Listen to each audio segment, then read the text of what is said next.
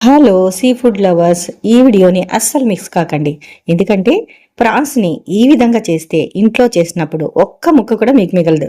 శుభ్రం చేసి పెట్టుకున్న ప్రాన్స్ని ఒక గిన్నెలో వేసి ఉప్పు పసుపు ఈ రెండు కూడా వేసి మరొక గిన్నెలో ట్రాన్స్ఫర్ చేసి అందులో వాటర్ కూడా పోసేసి స్టవ్ మీద పెట్టేసేయండి. ఇవి హాఫ్ బాయిల్ చేసేసుకోండి. ఇక ఒకదాని తర్వాత ఒకటి వేసేసుకోండి.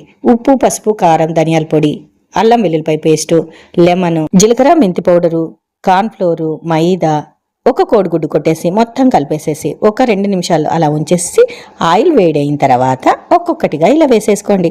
బాగా డీప్ ఫ్రై అయిన తర్వాత తీసేసేయండి.